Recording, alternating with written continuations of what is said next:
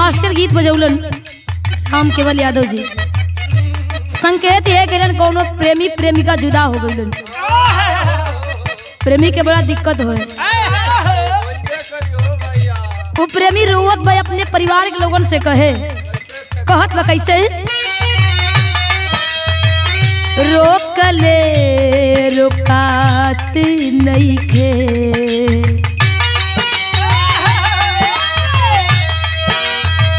रोकले रुकात नइखे आँखिया से नीरे।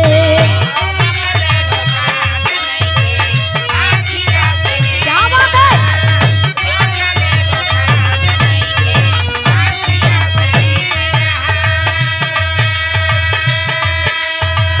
लागता कि बेधतावे देहिया में तीरे,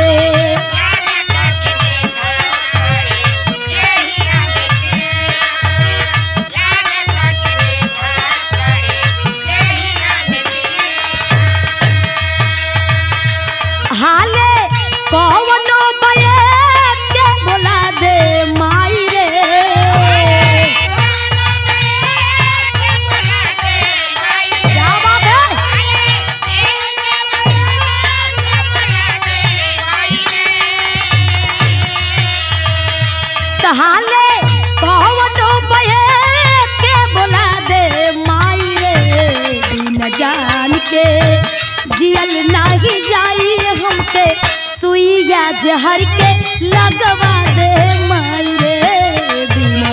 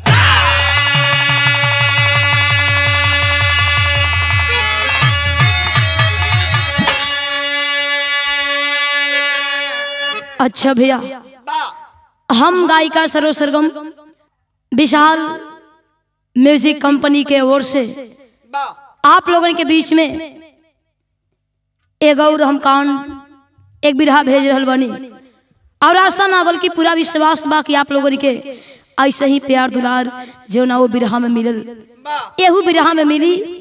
आई हम आप लोगों के बिरहा सुनावत है कांड, और विश्वास बा कि बिरहा क्या पसंद करब।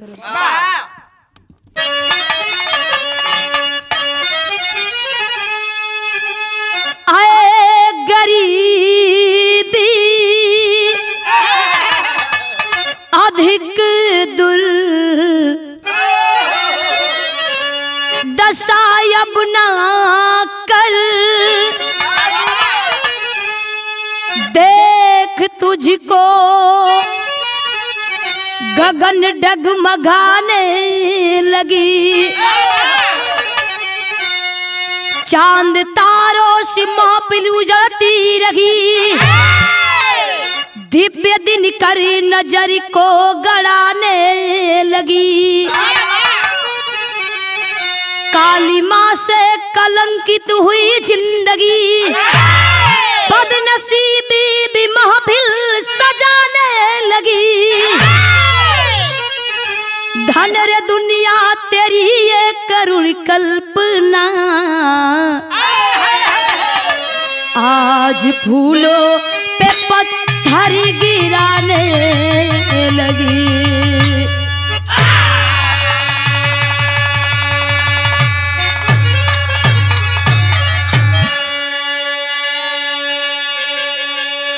गरीबी का होले, एक गरीब इंसान वो मालिक से फरियाद करत बा कि मालिक ये दुनिया में सब कष्ट द मंजूर बा, लेकिन गरीबी मत द प्रभु, गरीबी मत द।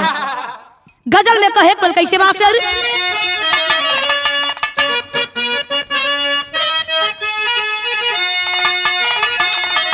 है गजल के लाइन बा। अब मजा नहीं आता, अब मजा नहीं आता, अरे दूर रह के जीने में। क्या बात है ये?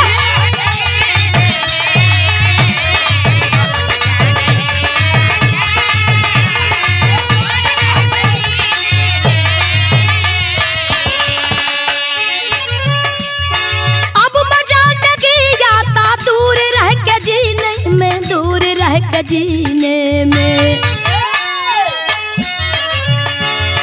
या नबी बुला लेना,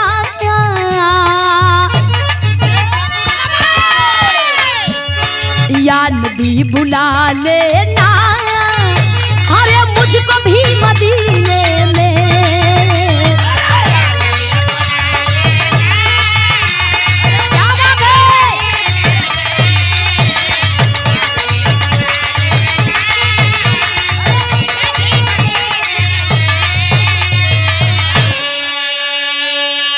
लेकिन बिरहा में कवि जी के लिखे के पड़ल कैसे?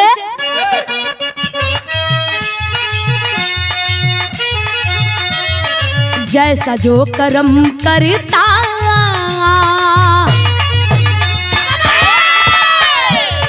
जैसा जो कर्म करता, अरे वैसा ही वो पाता है।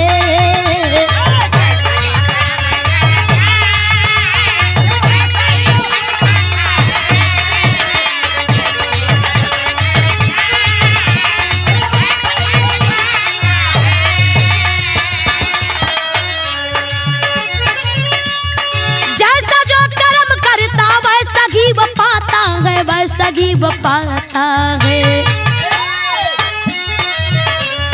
भूल ना कभी करता,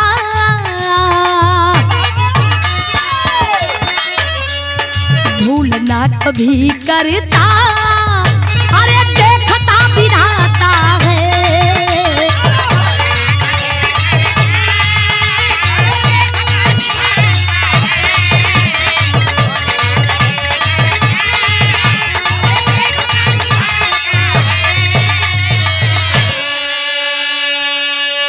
कहानी का शुरुआत भइल। कहानी कहाँ के बाद नजम से कहे के पड़ल कैसे मास्टर?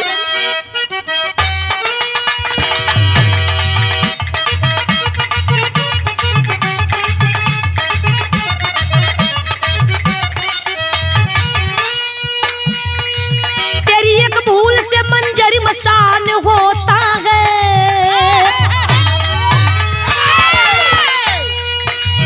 तेरी एक भूल से बंजर मसान होता है, कहीं सहनाई कहीं गम में कोई रोता है।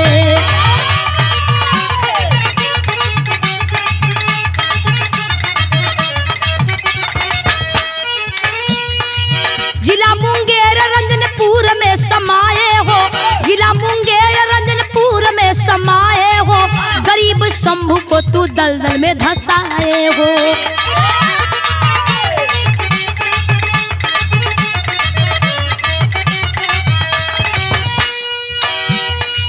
बिटिया कंचन 5 साल की उमरिया में, बिटिया कंचन 5 साल की उमरिया में, सुख में सपना दुख मासूम की नजरिया में।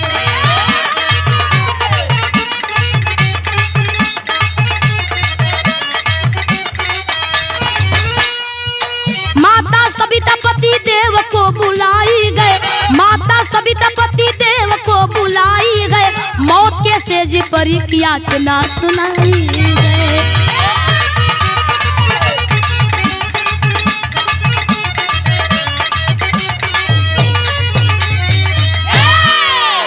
कहानी कहाँ के बा?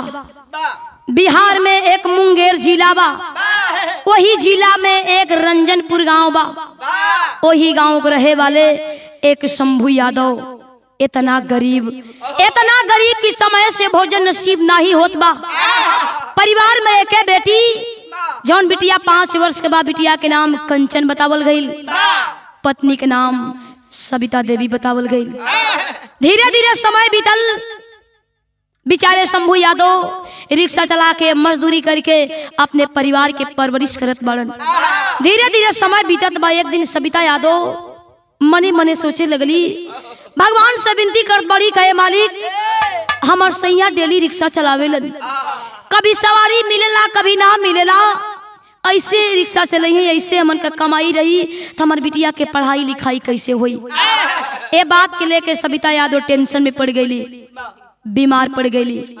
बेचारे शंभू यादव दावा पे दावा लगलन चलावे, मजदूरी करके कर्जा खोज के अपने पत्नी के दावा पे दावा लगलन चलावे। धीरे धीरे समय बीतल, सविता यादव की बीमारी में कोनो परिवर्तन नहीं भइल। एक दिन सविता यादव अपने पति के बुला के आप पैर पकड़ी के रोवत बड़ी, कहली कि स्वामी हम आज आपसे एगो बात कहल चाहत बनी। आखिर कहत का बड़ी, गीत बा, गीत कवन बा।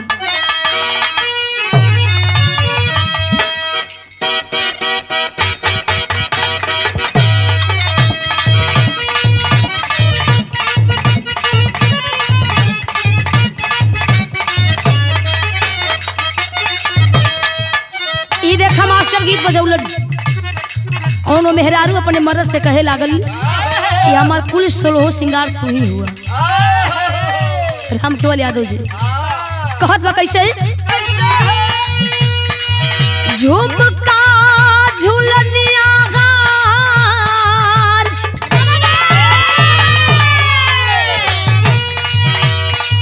झुमका झुलनिया गान, हंसुली नथुनिया चाहे कजरा के दार।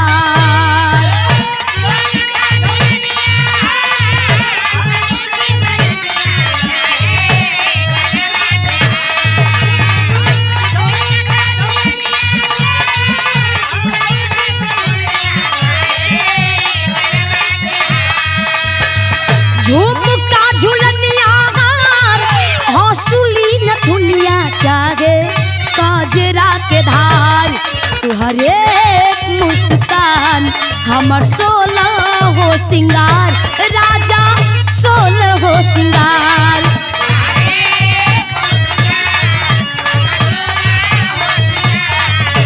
क्या बात है।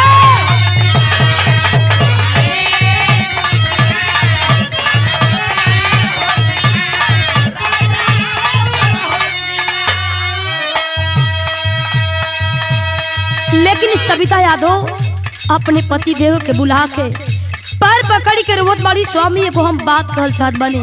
आखिर कहली का, धाई के चरनिया के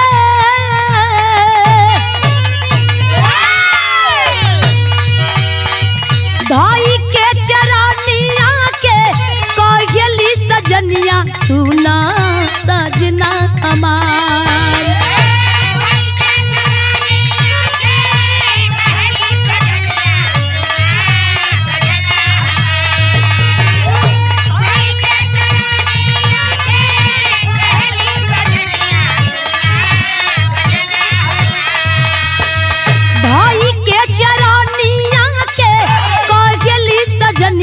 सुना सजना हमार, लाग जाइब हम विसार, सुन सजना हमार, लागे जाइब हम विसार।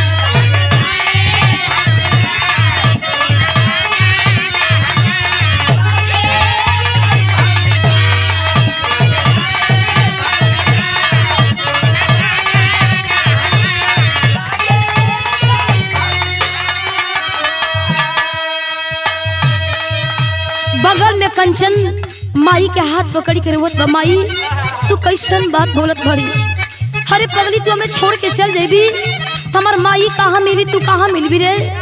लेकिन शंभू यादव अपने पत्नी के समझावत बन करे, पगली ए सविता हम कोनो उठाव ना रखली तो के दवाई करौली। लेकिन सविता यादव अपने पति से गोरी बात कहली है, कहत बड़ी कैसे, कंचन बबुनिया के कबो ना भूलैगा,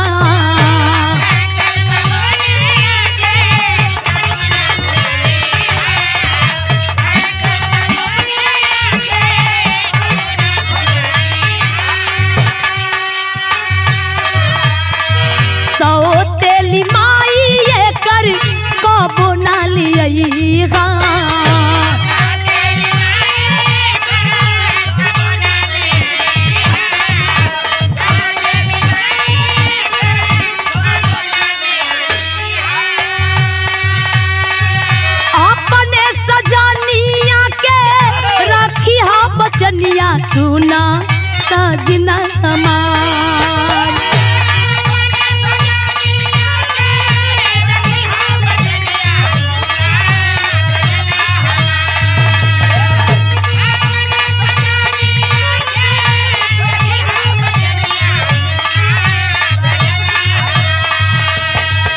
अपने सजनिया के रखी हा बचनिया सुना सजना हमार।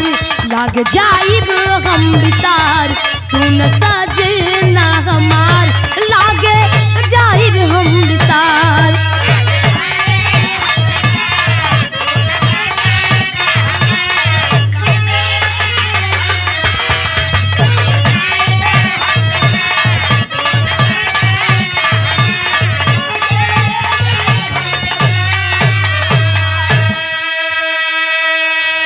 सविता यादव अपने पति के समझावत बड़ी। अपने बिटिया कंचन के हाथ पकड़ के अपने पति देव के हाथ में हाथ दे दिली कि स्वामी आपे एकर माई बानी, आपे बाबू बानी, एकर हमेशा ख्याल रखब। लागत बाकी अब हम बचब ना, हमार मौत भी अभी नजदीक आ गई बा। कंचन माई के समझावत बना रे माई तू हमें छोड़ के चल जाबी, बता हम के करी सहारे रहब, हमार बाबू कहाँ जाई है। शंभू यादव अपने पत्नी के समझौलन बुझौलन। धीरे धीरे समय बीतल। धीरे धीरे जब समय बीतल एक दिन अचानक सविता यादव ये दुनिया के छोड़ के चल देली। अगल बगल के लोग रोवत बा, लेकिन कंचन माई के लाश पे गिर के रोवत बा, माई अब हम के माई कब हमार माई कहाँ मिली। कंचन रोवत बा, लेकिन गीत लागल। कंचन रोवत बा कैसे?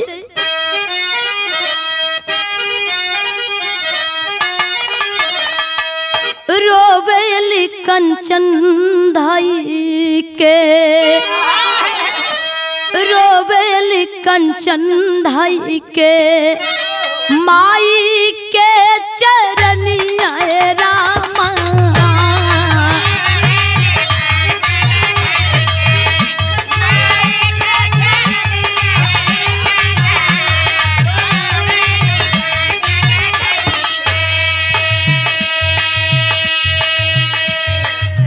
रोवेली कंचन धाई के, माई के चरनिया ये रामा। के करे सहारे चली गए, के करे सहारे चली गए, जीवन की नेवरिया रामा।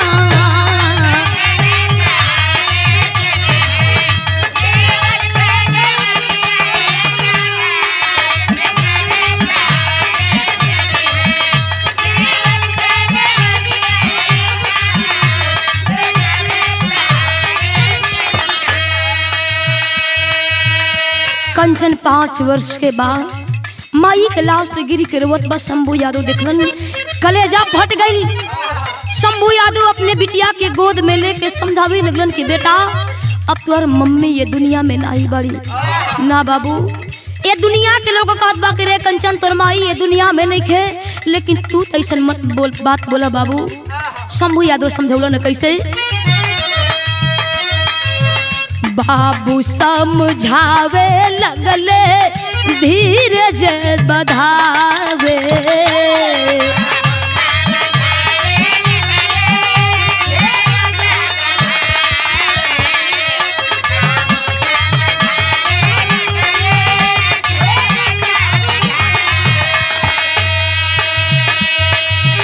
बेटी के उठा के अपने छाती से लगाए रामा, छाती से लगाए।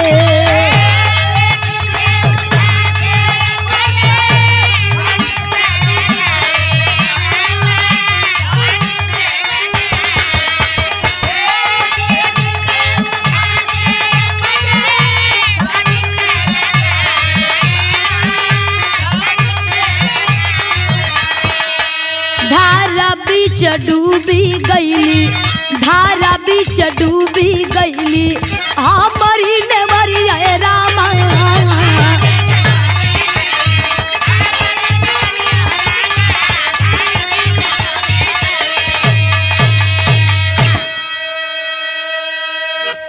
माई के लाश पे गिर के रोवत बा। अगल बगल के लोग समझावे लागल शंभू यादव के भैया रोला से अब सविता यादव ये दुनिया में नहीं यही है। कंचन के लोग समझावत बा, नात रिश्तेदार मिल के शंभू यादव अपनी पत्नी के ले जाकर अंतिम दाह संस्कार कैलन। समय बीतल, काम क्रिया बीत गई, धीरे धीरे समय बीतल, कुछ साल बीत गई। फिर से शंभू यादव वही काम करने लगे, रिक्शा चलाने लगे, मजदूरी करने लगे। एक दिन सुबह ही शंभू यादव रिक्शा लेकर चौराहे की ओर निकलन, लेकिन भइल का कहे के पड़ल।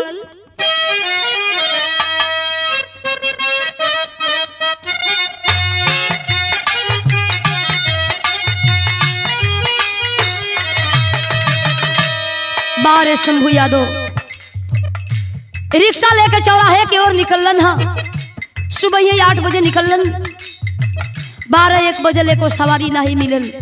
धीरे धीरे पूरा दिन बीत गई, लेकिन एको सवारी से भेंट नहीं भइल। लेकिन भइल का कहे के पड़ल। बीतल कुछ साल घेरली गम की बादरिया, अरे गम की बादरिया हो। शंभू पड़लन तब भी जी, रिक्शा खींचत चूर भैली बादनिया, अरे भैली बादनिया हो। होई गईले टीवी से लाचार जी। शंभू यादव कि जब एको सवारी नहीं मिलल, वही रिक्शा पर बैठल बड़न, मनी मनी सोचे लगलन कि आज एको सवारी नहीं मिलल, हम घरे जाई, बिटिया कुछ पूछी तो हम अपनी कंचन के जवाब का दे। वही रिक्शा पर बैठ के सोचत बड़न, तरह तरह के बात याद आवत बा। अचानक शंभू यादव के सीने में ऐसा दर्द उठल, रिक्शा खींचले मान के नाही है। कैसे कैसे रिक्शा लेकर दरवाजे अइलन। कंचन जब बाबूजी के देखलस, तुरंत चारपाई बिछौलस। शंभू यादव जाके चारपाई पर लेट गईलन, आंख से आंसू आवत बा। लेकिन भइल का, कंचन बाबुनिया आज बनली बावरिया, अरे बनली बावरिया हो। लौके ना कवनो यार धारी जी। वही चारपाई पर सुतल हुवन, आँख से आंसू आवत बा कि मालिक हमें दुनिया में नहीं रहब, हमारी कंचन के परवरिश के करी, हमार कंचन कहाँ जाई। कंचन बाबूजी के पास गई, देखत बा कि हमार बाबूजी रोवत बाड़े। बगल में बैठ के कहे लगल, बाबू आज तो के माई के याद आवत बना। शंभू यादव कहलन, किनारे बेटा तोर माई के याद नहीं आवत बेटा। तब बाबू कोई कुछ कहल, कोई ताना दिहल, नारे पगली कोनो बात नहीं भइल।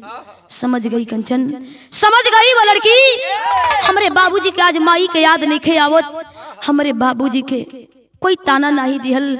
लागत बा हमार बाबूजी बीमार बड़े, हमसे कुछ कहल नहीं चाहत। बाहर कंचन बाबूजी को छोड़ दी, घर से निकल गई। आखिर गईल कहाँ, गीत लागल, कहे के पड़ल।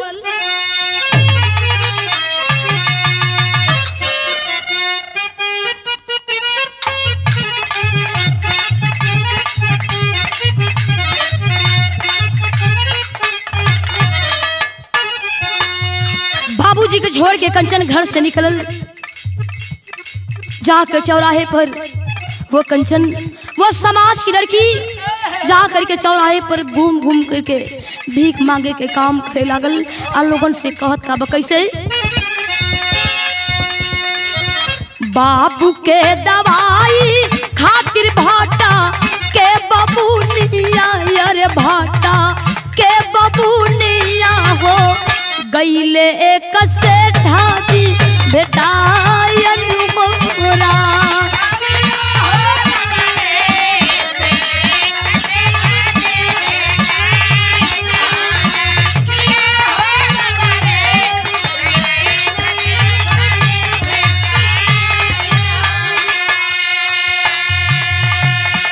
वही चौराहे पे घूम घूम के भीख मांगत बा कि भैया ये दुनिया में हमार माई नहीं बा, लेकिन बाबू बाड़न, हमें कुछ रुपया दे दा, हमारे बाबूजी बड़ी बीमार बाड़न, अपने बाबूजी की इलाज करवाई भो भैया।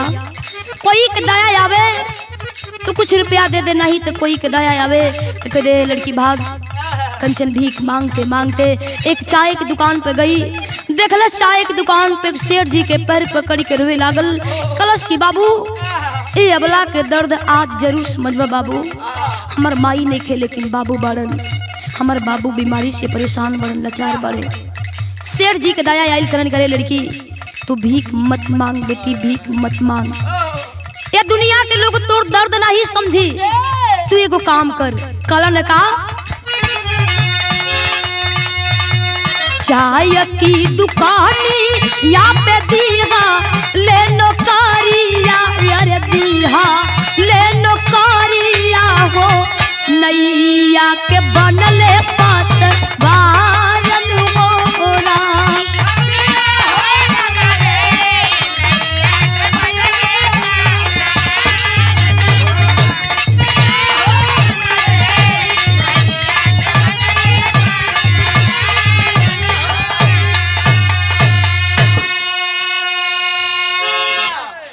कंचन के अपने दुकान पर रख लेन। कलन के बेटी एक काम कर, तू ये दुकान पे रह, जितना रुपया होई हम तोरे बाबूजी का दवाई करे, तोरे बाबूजी ठीक हो जाइए, तू मत रो कंचन। कंचन मने मने सोचे लागल कि जेकर कोई ना होला ओकर भगवान होलन। कोई दुकान पे झाड़ू पोछा लागल करे। यहाँ तक सेठ जी शंभू यादव के अपने दुकान पे ला के दावा पे दावा लगलन चलावे। धीरे धीरे समय बीतल। कुछ दिन बीतला के बाद शंभू यादव भी ये दुनिया के छोड़ के चल देलन। कौन लड़की बर्दाश्त कर पाएगी? आज अपन बाबू भी खो देलस, मतारी भी खो देलस। लाश पे गिर के रोवे लागल बाबू माई त जाते जाते तुहार सहारा दे के गई, तू हमार परवरिश करबा, लेकिन तू के कर सहारा दे के गईला हो बाबू, ये दुनिया में अब हमार के बा। शेर जी के आंख से आंसू आवे लागल। करण करे बेटा तू काहे इतर कहत बड़ी बात, हम तोर माई बाबू बनी। बेचारे शेर जी शंभू यादव का अंतिम दान संस्कार कैलन। काम क्रिया बीतल। कलन कहे कंचन तू हमार बिटिया बाड़ी, हम ही तोर माई बाबू बनी रे बेटा। कंचन वही दुकान पे सेठ जी के धर्म के पिता मान के वही दुकान पर रहे लागल। धीरे धीरे कंचन भी सयान हो गई। समय बीतल, अपने माई बाबू के भूल गई। इतना प्यार दुलार मिलल कंचन के, अपने माई बाबू के भूल गई। दुकान सेठ जी के भी चले लागल। लोग कहे लागल सेठ जी जब तुहार बिटिया ये दुकान पे नाही आई रहे तो तुहरे पास समय भी रहे, लोगन के पास जाके बैठ के बतियावत रहला। अब 1 मिनट के तुम्हारे पास टाइम नहीं है भैया हमन से बात करे खातिर। सेठ जी हंसे लगलन कि ना हो भैया हमर बिटिया अब सयान हो गइल बा, एक एक कहीं छोड़ के गइल शोभा नहीं देला, यही लिए हम छोड़ के ना जाइला। हमार दुकान भी चलत बा। कंचन बड़ी खुश बा, लोग तारीफ करत बा कंचन के। लेकिन गीत लागल, गीत कौन बा?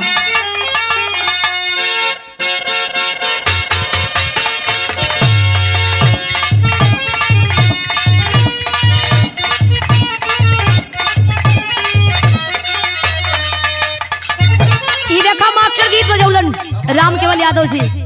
कोनो मेहरारू अपने मर्द से फरमाइश लागल करे, कलश की बड़ी पहिलनी साड़ी। वो कहत बा कैसे? साड़ी अपना पहिनबिए राजा, साड़ी अपना पहिनबिए राजा, रेलिया के ड्राइवरी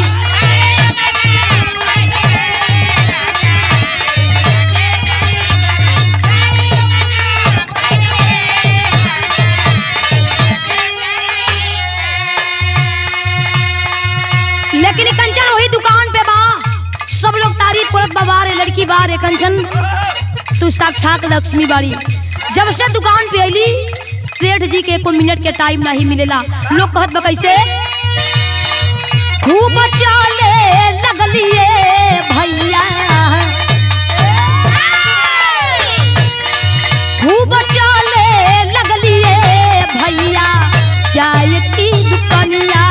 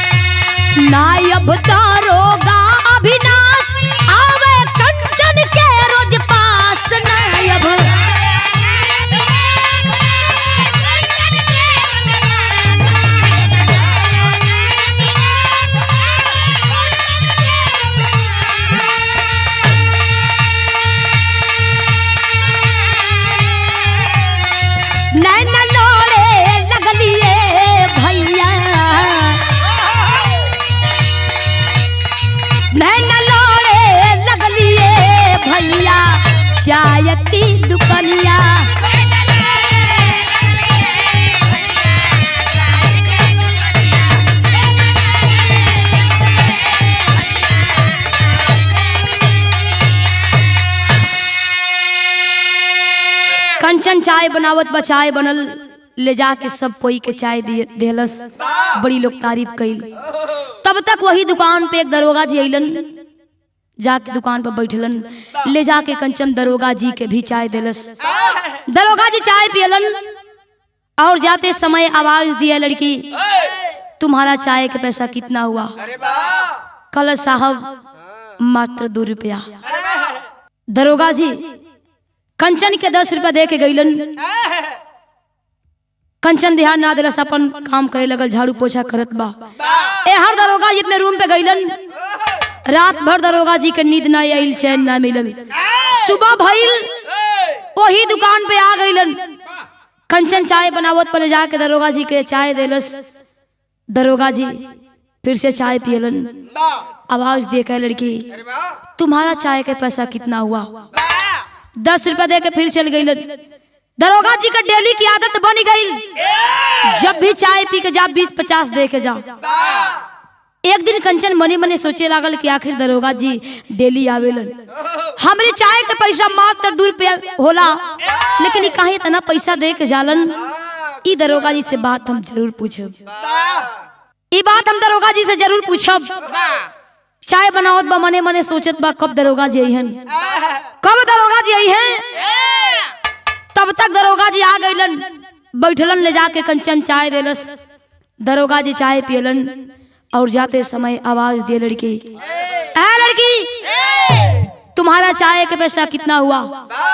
कलश बस दरोगा जी बस, ई बताई हमरे चाय के पैसा मात्र 2 रुपया भइल, लेकिन आप इतना पैसा दे के जाइला, वजह का बा दरोगा जी? कहीं इतना पैसा दे के जाइला? दरोगा जी कहे लगलन, कहे लड़की तुम्हारा नाम क्या है? कलश हमारा नाम कंचन यादव।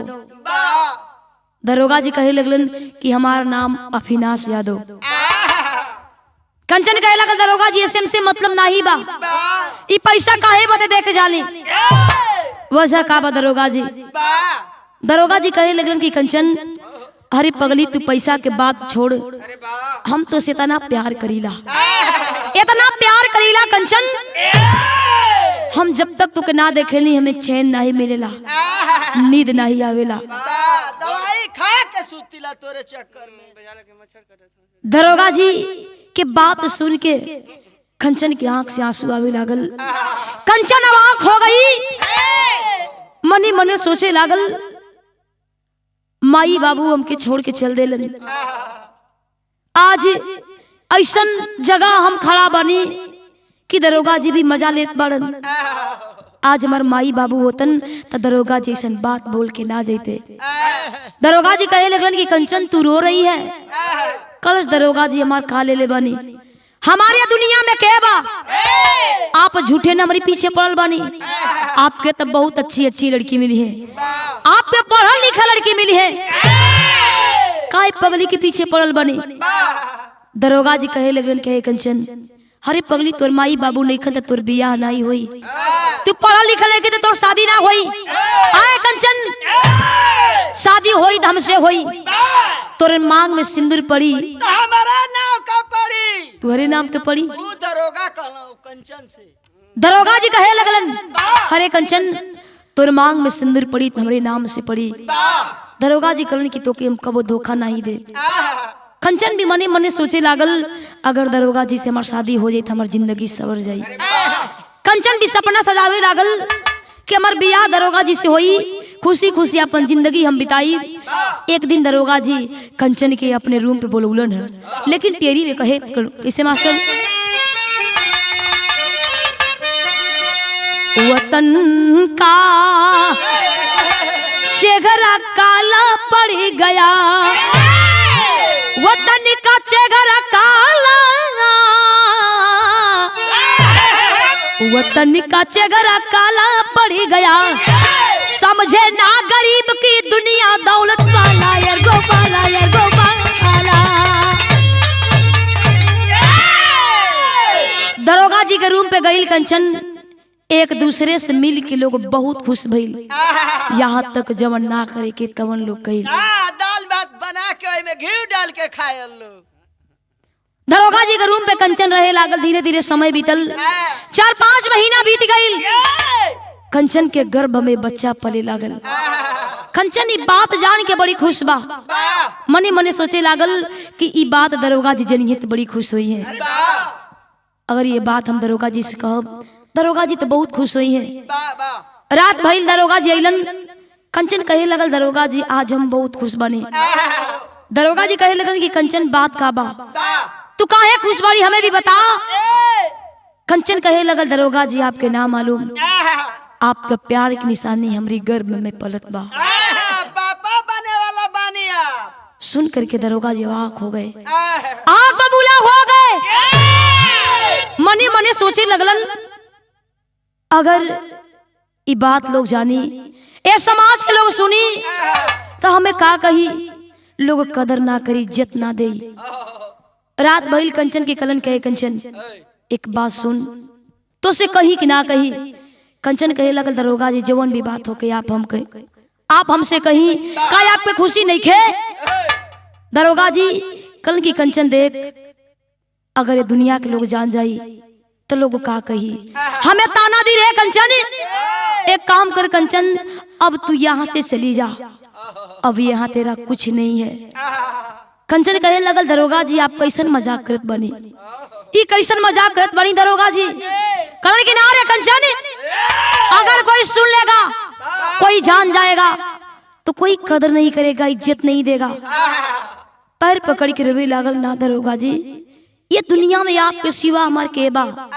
माई बाबू भी हमके छोड़ के चल देलन, आप हमार सहारा बननी, तो आप हमें ऐसा मोड़ पर छोड़ के जात बानी कि हमें कोई ना पूछी। दरोगा जी, दरोगा जी के दिल में दया नाम थी कोनो चीज नहीं खे। धक्का मार के अपने रूम से बाहर कर दिए।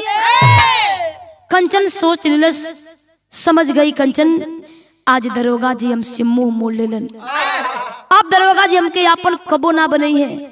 कंचन रोते रोते चल दे रस, बहुत दूर गई, लेकिन पापड़ से कहे पल, कैसे मास्टर,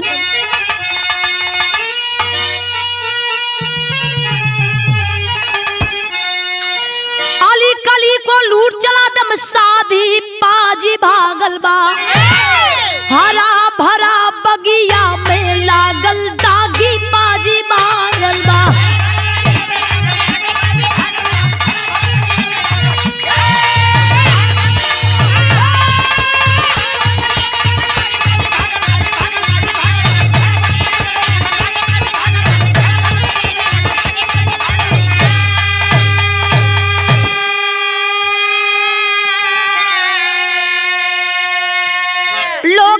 जब रहे सलामत, कंचन भाई फरार हो, दर दर ठोकर खाते भागन, पहुंच गई मजार हो। आली कली को लूट चला दम साधी, पाजी बागल बा, हरा भरा बगिया में लागल दागी, पाजी बागल बा। कंचन को दरोगा जी धक्का मार के अपने रूम से बाहर कर दिए। कंचन रोते रोते बहुत दूर चली गई। कुछ दूर गईला के बाद एगो चौराहे के बगल में भोलेनाथ के मंदिर पड़ल। भगवान भोलेनाथ के मंदिर पड़ल। वही मंदिर में जाके सिर पटक पटक के रोवत बा कि मालिक आप तो दुनिया के दाता हैं, हमसे बहुत बड़ा भूल हो गई मालिक, अब ये दुनिया में आपके सिवा हमार कोई नहीं खे। सिर पटक पटक के रोवत बा। वही मंदिर के पुजारी बाबा दौड़ के गईलन। कलन कहे लड़की, कलन क्या लड़की, तू पागल हो गई है। पैर पकड़ के रोवे लागल, बाबा अब ये मालिक के सिवा हमार दुनिया में कोई नहीं के। समझ गए पुजारी बाबा ये लड़की बड़ी दुख के मारल बा। कहलन करे बिटिया, जवन दिन जवन समय बितावे एक भाई मंदिर में बिता ले, नाते करी अलावा तो के कई जगह ना मिली बेटी। ये हालत में कोई अपने घर में तो के कोई रखी ना रे बिटिया। जवन दिन जवन समय बितावे एक भाई मंदिर में बिता ले।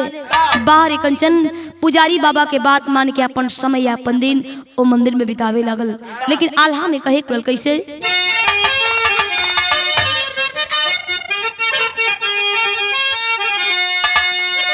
नारी के जन्मवा होला गजब जब दुनिया में भैया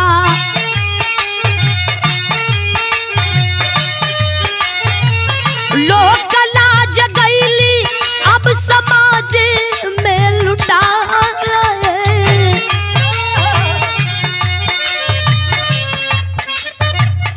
धीरे धीरे बीतल कुछ दिन के समय आए भैया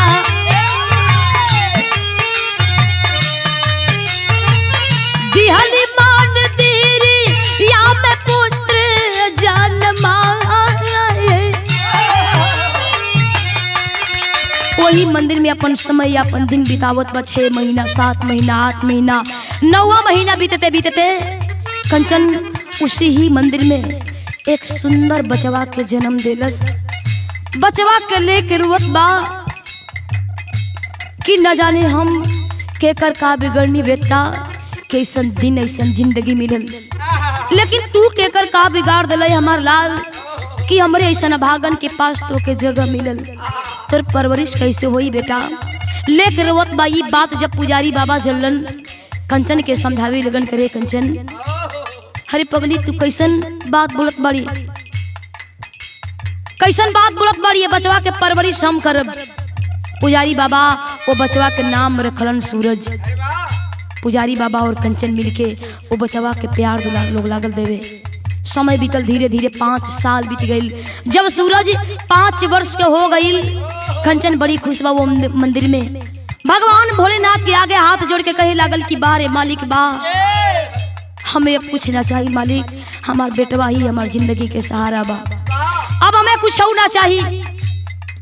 तब तक सूरज माई से कहे लगल माई हमें भूख लागल बा तू भोजन नहीं रख ले बाड़ू। कंचन कलश ये बेटा ए सूरज तू ये मंदिर में खेला अबे हम लेके आवत बानी।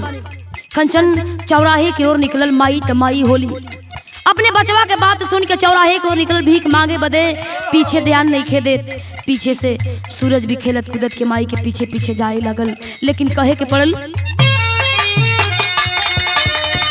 एक दिन रोडवा पे मांगत रहल भिखिया भैया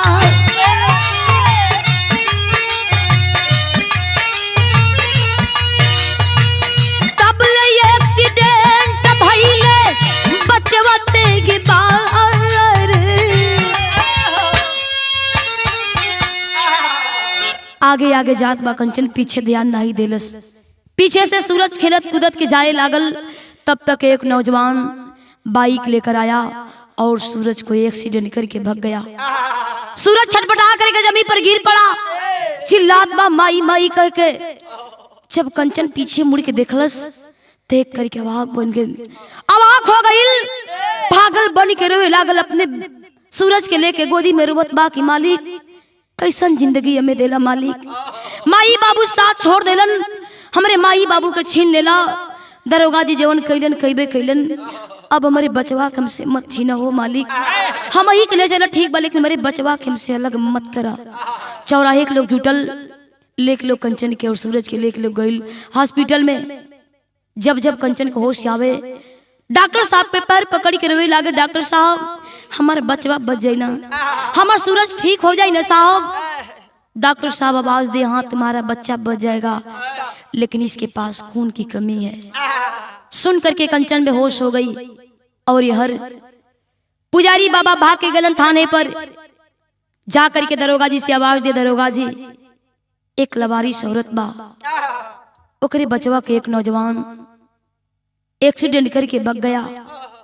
दरोगा जी आवाज दे बाबा वो मुन्ना कहाँ है वो बच्चा कहाँ है। पुजारी बाबा दरोगा जी के लेके हॉस्पिटल के अंदर गईलन। दरोगा जी जाकर डॉक्टर साहब से कहलन डॉक्टर साहब ये बच्चा बच जाएगा ना। डॉक्टर साहब कहे हाँ दरोगा जी ये बच्चा बच जाएगा लेकिन इसके पास खून की कमी है। जितना लोग दरोगा जी के संग गई हल सबकर खून जांच भइल कोई के खून ना मिलल। स्वयं दरोगा जी अपना हाथ डॉक्टर साहब के हाथ में हाथ दे दिए। दरोगा जी के खून से वो बचवा के खून मिल गई खून चढ़े लागल। जब सूरज के होश आइल अपनी माई के खोजे लगल मर माई कहाँ बा हमार माई केने बा। पुजारी बाबा दौड़ल गइलन कंचन के रूम में ए कंचन कौन करे कंचन हरे पगली हम तो के तबे न कहत रहली तू कोई के कुछ ना बिगले रहली है तो तोर कैसे कोई कुछ बिगाड़ी देख तोर बचवा ठीक हो गई। कंचन भागत भागत आइल अपने बचवा से मिले बदे देखलस जब दरोगा जी के देख करके कंचन अवाक हो गई। पहचाने में देरी नहीं कैलस और दरोगा जी भी पहचाने में देर नहीं कैलन लेकिन खड़ी में कहे कल कैसे मास्टर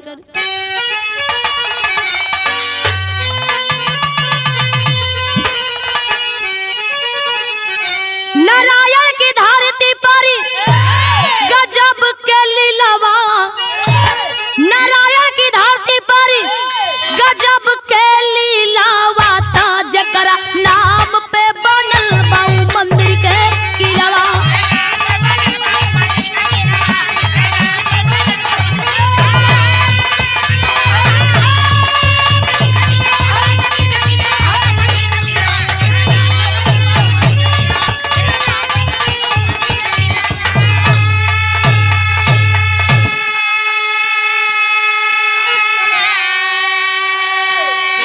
दरोगा जी जब कंचन के देखलन देख करके अवाक हो गए हम कहीं सपना नहीं देखत बानी और कंचन भी दरोगा जी की ओर देखत बा लेकिन कहे के पड़ल देखी के दरोगा जी के सिहरल बदनिया हो अखिया में नाचे लगली चाय की दुकनिया हो पुल की दरोगा जी के भइले लीलावा पुल की दरोगा जी के भइले लीलावा त जकरा नाम पे बनल बाऊ मंदिर के किलावा।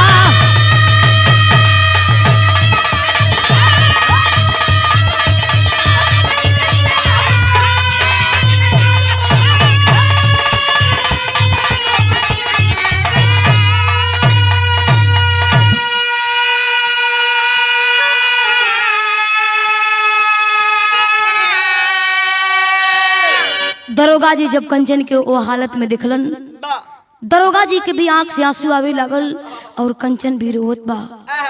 दरोगा जी हाथ जोड़ के कंचन के पास गिरन कंचन हमें क्षमा कर दे हम जानत बानी तू हमें क्षमा नहीं करबी कंचन हमसे बहुत बड़ा भूल हो गई कंचन। कंचन कहे लगल ना दरोगा जी आपसे कोनो गलती ना भइल गलती हमरी नसीब के बा बचपन में तमाई बाबू साथ छोड़ दिलन आप जवन कैनी कहबे कैनी हमारे बचवा के संग भइलू भइबे कैल आगे न जाने मालिक का करिए कोई नहीं के जानत। दरोगा जी करण किनारे कंचन जवन दिन जवन समय देखली हमारी वजह से देखली अब तो के हम ऐसा दिन ऐसा समय ना देखे दे।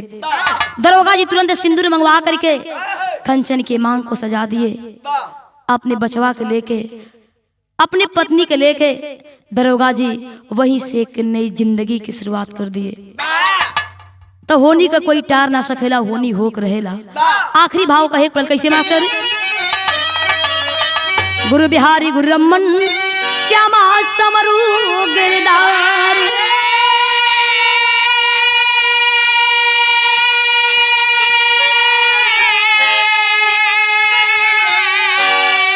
कथन किए कभी मिलन की लहर फुलवारी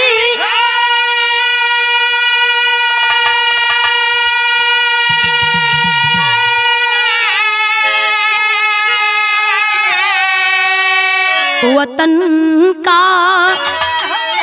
चेहरा काला पड़ गया सरोज इंद्रजीत के रक्षक डमरू वाला वतन का चेहरा काला पड़ गया।